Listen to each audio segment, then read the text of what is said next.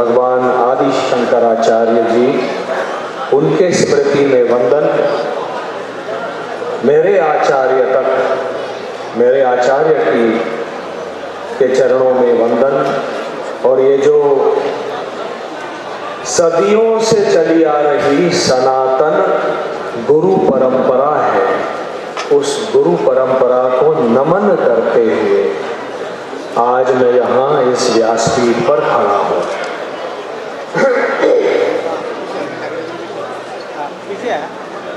यहाँ इस मंच पर, व्यासपीठ पर उपस्थित पूरी पीठ के परम पूजनीय शंकराचार्य जी, आपको नमन। असम सरकार के पर्यटन मंत्री और यहाँ के विधायक बरुआ जी, पटवारी जी और सारे विधायक, सांसद और सरकार के प्रशासनिक अधिकारी, आप सबको नमस्कार।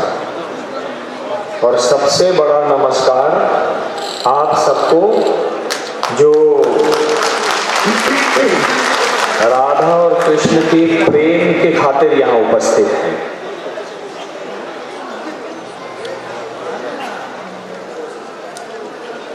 असम में आकर मैं गुरु शंकर देव जी को कैसे भूल सकता हूँ। उनकी पावन स्मृति को नमस्कार किए बिना मैं आगे नहीं बढ़ सकता, जिनके कारण असम का साहित्य, भाषा, सब कुछ स्थापित हो गए इस प्रदेश में। उनका जो कार्य है वो समूचा विश्व कभी नहीं भूल सकता। अभी जब शोभा यात्रा में हम लोग आ रहे थे तो हम सबको देखकर सबके मुख पर प्रसन्नता थी, आनंद था, सब लोग हंस रहे थे। लेकिन यहाँ आने से मना कर रहे थे, ऐसे ऐसे कर रहे थे, मत आओ मत आओ मत आओ, ऐसे कर रहे थे ना, हैं? नहीं तो ऐसे ऐसे क्यों कर रहे थे? साथ में बोलते राधे राधे राधे राधे। मुझे सुनाई नहीं दिया? राधा का नाम कृष्ण को सुनाई नहीं देता तो कृष्ण कृष्ण नहीं बनता। राधे राधे।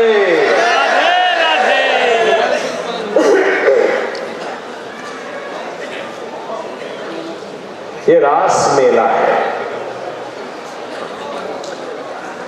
ये 90 वर्षों से चला आ रहा है। बहुत बड़ा कालखंड होता है किसी एक मेले को निरंतर चलते आना। वो केवल लोगों की आस्था और विश्वास और भक्ति ही जीवित रखता है। तो सबके साथ आपके विश्वास, भक्ति और आस्था को भी मैं नमन करता हूं। ये रास क्या है? रास क्या है? बड़े शहरों में जिस प्रकार से विदेशी संस्कृति फैली हुई है, उसके कुछ विक्टिम्स हमारे भी मित्र हैं। पाश्चिमात्य संस्कृति के विक्टिम्स हैं। उनमें से एक हमारे मित्र ने एक दिन मुझसे कह दिया कि आपके कृष्ण क्या हैं? तो सबसे पहले मैंने उससे कहा, तुम भारतीय हो, तुमने मुझसे कहा आपके कृष्ण क्या हैं, तो कृष्ण तुम्हारे नहीं है? इस संस्कृति के दो सबसे महान व्यक्तित्व जो हैं इस परंपरा के, भारतीय सभ्यता के, वो हैं प्रभु रामचंद्र और भगवान श्री कृष्ण। वो जितने मेरे हैं उतने ही तुम्हारे हैं। तो उसने कहा कि वो क्या करते हैं? Is a Casanova. वो महिलाओं के साथ श्रृंगार करते हैं। तो मैंने उस दिन उसको जो कहा वो आज मैं आप सबके सामने रखने वाला हूं कि रास क्या है। आप कल्पना कीजिए, शासन किसका था? कंस का था। कंस किसके आधिपत्य में शासन करता था?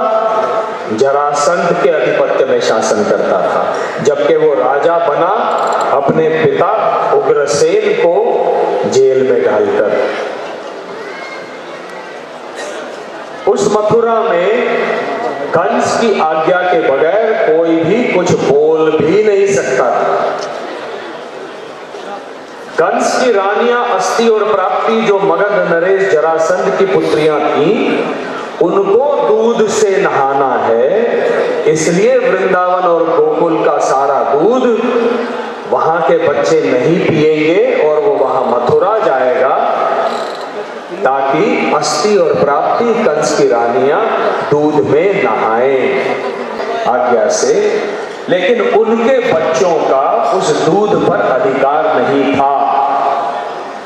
कंस के शासन काल में किसी भी व्यक्ति का कोई भी अधिकार नहीं था। कोई भी व्यक्ति सांस भी कंस की आज्ञा के बगैर नहीं ले सकता था। कल्पना कीजिए, यदि ऐसा वातावरण हमको हमारे समाज में मिल जाए, क्या हम जी सकेंगे? हम नहीं जी सकेंगे, हमको घुटन महसूस होगी। ऐसे में कृष्ण नाम का एक छोरा आता है और वो पूतना का वध करता है। यहाँ पर जो रास लगी हुई है, इतने सारे बहुत सुंदर सुंदर मूर्तियां यहाँ बनी हुई हैं। पूतना का वध है, केशी का वध है, इन सब का वध करता है और इंद्र को भी चुनौती देता है। जब इंद्र भगवान वर्षा करते हैं तो गोवर्धन उठा लेता है। उस गोवर्धन के तले सारा समाज एकत्रित होता है, पशु पक्षी भी एकत्रित हो जाते हैं, उन सबकी वो रक्षा करता है। आपको ये समझना होगा, ये पुरुष का कर्तव्य है। हमने हमेशा माना पुरुष और प्रकृति होते हैं।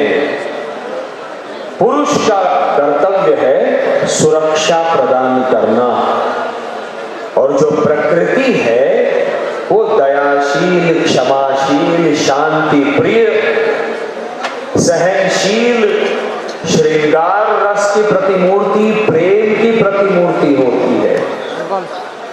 जब पुरुष सुरक्षा निर्माण करता है तब वो स्त्री प्रेम और श्रृंगार उसको देती है, समाज को देती है। सुरक्षा नहीं होगी समाज में तो श्रृंगार, प्रेम, दया, क्षमा, शांति नहीं हो सकते। और इसीलिए जब इस कृष्ण ने सुरक्षा लाया, कृष्ण क्या लाए? समाज में सुरक्षा का भाव लाए। और ये सारी मथुरा की, वृंदावन की, गोकुल की गोपियां जो घुटन महसूस करती थी, उन्हें उस सुरक्षा भाव में वो भूल गई कि मैं कौन हूं। उनको बस उनका आनंद व्यक्त करना था।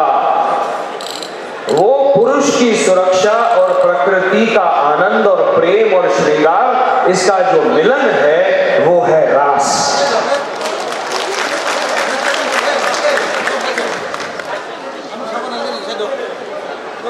हर गोपी भूल गई स्वयं का अस्तित्व और उसके मन में वो कृष्ण जागृत हुआ जिसने उसे सुरक्षा प्रदान की और जीवन जीने की कला सिखाई।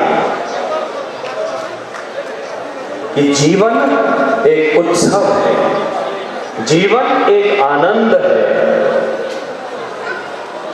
उसको आनंद के साथ उत्सव की तरह मनाना है और स्वयं को भूल जाना है। राधा रानी उसी का प्रतीक है। वो जब कृष्ण से प्रेम भी करती हैं तो उनकी कोई अपेक्षा नहीं होती।